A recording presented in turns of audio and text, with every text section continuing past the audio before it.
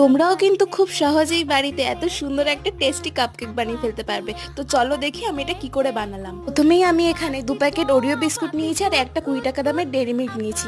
বিস্কুটটাকে আমি ফার্স্টে মিক্সিতে এরকম পাউডার করে নিলাম কেকের বেসের জন্য। এরপর আমি এর মধ্যে দুধ অ্যাড করেছি। খেয়াল রাখতে হবে দুধটা কিন্তু অল্প অল্প করে দিতে হবে যতক্ষণ ঠিক এরকম একটা থকথকে ব্যাটার তৈরি হচ্ছে। আর আমি কিন্তু এর মধ্যে একদমই ডিম ইউজ করিনি, এটা সম্পূর্ণ এগলেস। তারপরে এর উপর একটু বেকিং সোডা দিয়ে দিলাম, বেকিং সোডা না বেকিং পাউডার বলে আমি ঠিক জানি না। তারপর একটা কাপের মধ্যে এরকম ভাবে লেয়ারিং করে নিয়েছি। প্রথমে একটু বেস দিয়ে, তার উপর একটু চকলেট দিয়ে, তার উপরে আবার বেসটা দিয়ে এরকম ভাবে ফিল করে নিয়েছি। তারপরে একটা প্যানের মধ্যে এরকম স্ট্যান্ড বসে অল্প একটু জল দিয়ে একদম লো ফ্লেমে 20 মিনিটস রেখে দিয়েছিলাম। আর এই হোলটা আমি বন্ধ করে দিয়েছিলাম। 20 মিনিটস পর ঠিক এরকম সুন্দর হয়ে গিয়েছিল কেকটা। আর এর উপর দিয়ে আমি একটু চকলেট সিরাপ ছড়িয়ে দিয়েছিলাম। সত্যি বলছি, নিজে বানিয়েছি দেখে বলছি না, ভীষণ ভালো হয়েছিল খেতে।